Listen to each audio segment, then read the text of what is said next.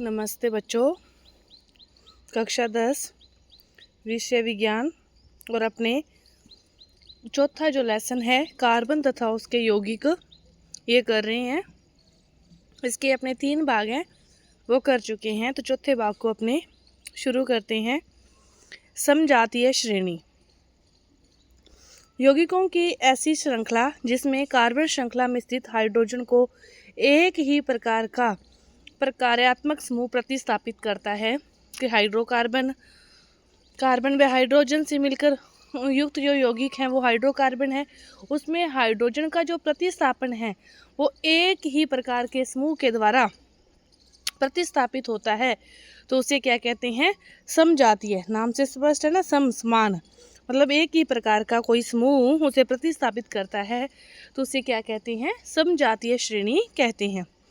Carbon यौगिकों की नाम पद्धति अपने पढ़ी थी, तो जो प्रकार्यात्मक समूह लग गए उनकी प्रकृति के आधार पर पूर्व लगन या अनुलगन के द्वारा संशोधित हो जाता है। बाकी सारे नियम वही रहते हैं, लेकिन जो प्रकार्यात्मक समूह हाइड्रोजन को प्रतिस्थापित करता है उसके आधार पर उसका अनुलगन या पूर्व लगन संशोधित हो जाता है। नामकरण के जो नियम हैं इसमें देखो, यौगिकों में कार्बन परमाणुओं की संख्या ज्ञात करते हैं। यही नियम पढ़े थे अपने कि सबसे लंबी श्रृंखला का चयन करते हैं, उसमें कितने कार्बन परमाणु हैं उनका चयन करते हैं। पर कार्यात्मक समूह की उपस्थिति में उसके पूर्व लगन या अनुलगन के साथ यौगिकों के नाम को दर्शाया जाता है कि जो भी समूह लगा है उसका अनुलगन लगेगा या उसका पूर्व लगन लगेगा, ये देखकर उसके आधार पर उसका नामकरण किया जाता है। प्रकारात्मक समूहों को अपने निम्न प्रकार से समझ सकते हैं। सबसे पहले है हेलोजन। इसमें कि यदि कार्बन श्रृंखला में जो कार्यात्मक समूह है वो हेलोजन है, तो यहाँ पूर्व लगन लगता है क्लोरो ब्रोमो आइडो। हेलोजन के अंतर्गत जो भी आते हैं क्लोरो ब्रोमो आइडो, उनका क्या लगता है? पूर्व लगन लगता है। कब लगता है? जब का प्रकार्यात्मक समूह कौन सा हो, हेलोजन समूह से कोई भी सदस्य हो, तब उनका क्या लगता है? पूर्व लगन लगता है। कि Cl है तो क्लोरो मीथेन, और यदि Br है तो ब्रोमो ब्यूटेन, यदि I होता तो आइडो। पीछे जो भी कार्बन के समूह हैं, जितने भी कार्बन है उसके आधार पर इनका अनुलगन लग जाता। मतलब हेलोजन समूह का क्या लगता है? पूर्व लगन लगता है। पहले हेलोजन समूह के सदस्य का नाम लिखा जाता है, कार्बन श्रृंखला है जो बाद में लिखी जाती है। इसके बाद दूसरा है एल्कोहल। एल्कोहल का अनुलगन लगता है, हेलोजन समूह का पूर्व लगन लगता है, एल्कोहल का अनुलगन लगता है, और अनुलगन क्या लगता है? ओल।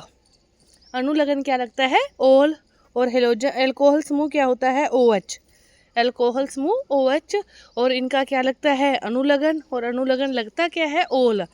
CH3 CH2 OH क्या लग गया? एथेनॉल। CH3 CH2 OH कितने कार्बन हो गए? देखो 5 हो गए, तो पेंटेनॉल। इनका क्या लगता है? अनुलगन। हेलोजन समूह का पूर्व लगन, एल्कोहल का अनुलगन। इसके बाद एल्डिहाइड, इसका भी क्या लगता है? अनुलगन, और क्या लगता है? एल। अनुलगन लगता है एल्डिहाइड का भी। एल्डिहाइड समूह क्या होता है? CHO।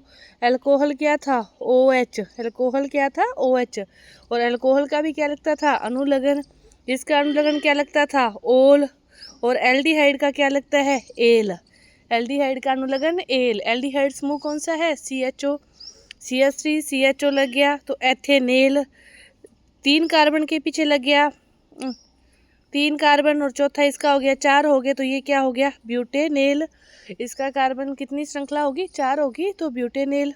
5 हो जाते तो पेंटेनेल। मतलब पीछे लगता है एल्कोहल का भी और एल्डिहाइड का भी, और हेलोजन का आगे लगता था। इसके बाद कीटोन समूह कौन सा है? इस प्रकार 2 कार्बन के फ्री बंध हैं और डबल बॉन्ड के साथ OH की संरचना है कीटोन की इस प्रकार, और इसका भी अनुलगन लगता है, और क्या लगता है? ओन। अब देखो CH3 कितने कार्बन हो गए? 3 हो गए, तो प्रोपेनोन। 4 कार्बन हो गए तो ब्यूटेनोन। मतलब एल्कोहल का, एल्डिहाइड का, कीटोन का, सभी के क्या लगते हैं? अनुलगन। पूर्व लगन किसका लगा था? हेलोजन समूह का ही अकेला पूर्व लगन लगा था। इसके बाद कार्बोक्सिलिक अम्ल, कार्बोक्सिलिक अम्ल की जो संरचना होती है वो किस प्रकार होती है, इस प्रकार होती है। वैसे इसको COOH लिखते हैं और संरचना इसकी इस प्रकार दर्शाई जाती है। और इसका जो अनुलग्न है वो ओइक अम्ल, इसका अनुलग्न क्या है, ओइक अम्ल। सीधा ही है तो मेथेनोइक एक ही कार्बन है, 3 कार्बन हो गए तो प्रोपेनोइक अम्ल। मतलब जितने भी कार्बन हैं वो नियम तो वही चलेगा, पहले जो एक कार्बन है मैथ, 2 एथ, 3 प्रोप, 4 ब्यूट, 5 पेंट। पीछे क्या लगता है, प्रकारात्मक समूह के अनुसार पूर्वलग्न या अनुलग्न वो देखना है। अनुलग्न अकेला किस में लगा था, हेलोजन में, बाकी सभी में क्या लगे, पूर्वलग्न लगे। OH था तो ओल, एल्डिहाइड था तो एल, और कीटोन था तो ओन, कार्बोक्सिलिक अम्ल है तो ओइक अम्ल। इसके बाद देखो द्विआवंधित हाइड्रोकार्बन, यदि हाइड्रोकार्बन में द्विबंध है तो ऐसे हाइड्रोकार्बनों को क्या कहते हैं, एल्कीन कहते हैं। और इसमें भी क्या लगता है, ईन लगता है, अनुलग्न लगता है ईन। एथीन 2 है तो एथ, और द्विबंध है तो ईन एथीन। इसमें कितने हो गए, 5 पेंट, और द्विबंध है तो पेंटीन।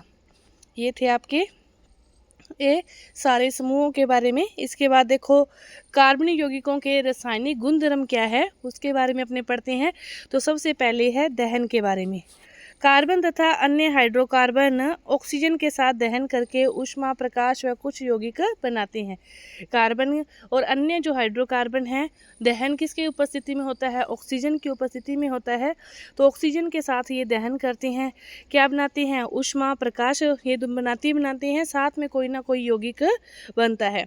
जैसे कार्बन दहन करने पर कार्बन डाइऑक्साइड, अन्य हाइड्रोकार्बन कार्बन डाइऑक्साइड व जल बनाते हैं।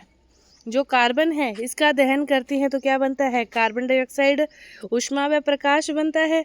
लेकिन अन्य जो हाइड्रोकार्बन है जब इनका दहन होता है तो साथ में जल भी बनता है। अकेले कार्बन का दहन करने पर जल नहीं बनता, कार्बन का दहन करने पर कार्बन डाइऑक्साइड, ऊष्मा व प्रकाश। लेकिन अन्य हाइड्रोकार्बन का दहन करने पर कार्बन डाइऑक्साइड बनती है, साथ में जल और ऊष्मा प्रकाश बनता है। इसके बाद इसका ऑक्सीकरण, इनका दहन करने पर कार्बन यौगिकों को सरलता से ऑक्सीकृत किया जा सकता है।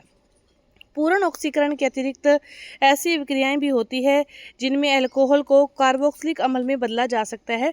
कि पहले दहन हो गया, दहन करने के बाद जो भी कार्बनिक यौगिक हैं उनको सरलता से ऑक्सीकृत किया जा सकता है।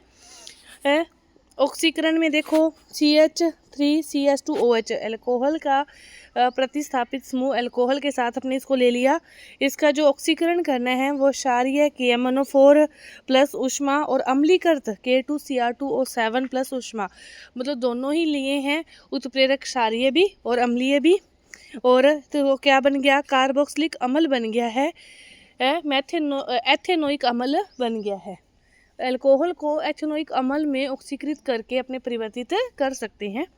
इम्पोर्टेंट देखो इसमें क्या है कि कुछ पदार्थों में अन्य पदार्थों को ऑक्सीजन देने की क्षमता होती है, इन पदार्थों को ऑक्सीकारक कहते हैं।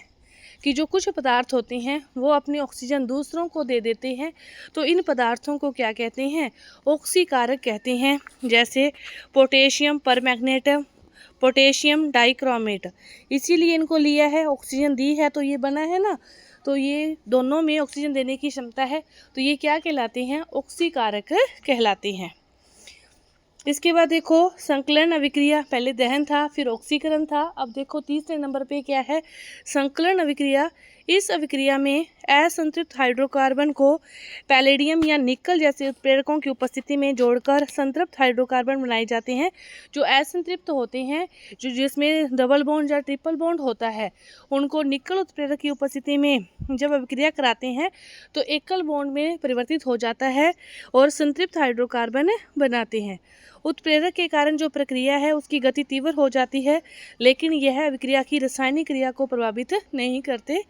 अब देखो डबल बॉन्ड था, निकल उत्प्रेरक की उपस्थिति में जब अभिक्रिया कराई तो क्या बन गया, सिंगल बंध बन गया, और उनकी जगह पे क्या लग गया, एक एक हाइड्रोजन लग गया। निकल उत्प्रेरक का उपयोग वनस्पति तेलों को वनस्पति घी में बदलने के लिए निकल उत्प्रेरक का अपने उपयोग करते हैं। कि जो वनस्पति तेल है उनको वनस्पति घी में बदलने के लिए निकल उत्प्रेरक का यूज़ करते हैं। डबल बंध को यहाँ ट्रिपल बंध को सिंगल बॉन्ड में परिवर्तित करने के लिए निकल उत्प्रेरक का यूज़ किया जाता है। इसके बाद है अगली प्रतिस्थापन अभिक्रिया। संतृप्त हाइड्रोकार्बन अत्यंत अनअवकृत होते हैं। सूर्य की प्रकाश की उपस्थिति में ये अति तीव्र अभिक्रिया करके क्लोरीन का हाइड्रोकार्बन में संकलन कर देते हैं और क्लोरीन एक एक करके हाइड्रोजन के परमाणुओं का प्रतिस्थापन करता है। इसीलिए इसको क्या कहते हैं? प्रतिस्थापन अभिक्रिया कहते हैं। कि CH4 Cl2 सूर्य का प्रकाश है, एक हाइड्रोजन का प्रतिस्थापन करके उसकी जगह पे क्लोरीन आ गया। HCl दोबारा से अभिक्रिया कराते हैं तो फिर वापस से एक हाइड्रोजन को प्रतिस्थापित करके उसकी जगह पे एक Cl और आ जाएगा। मतलब बार बार ये अभिक्रिया होती है तो हाइड्रोजन की जगह Cl जुड़ता जाता है। इसीलिए इसको क्या कहते हैं? प्रतिस्थापन अभिक्रिया कहते हैं। इसके बाद जो आगे का भाग है वो अपने अगली वीडियो में करेंगे। धन्यवाद।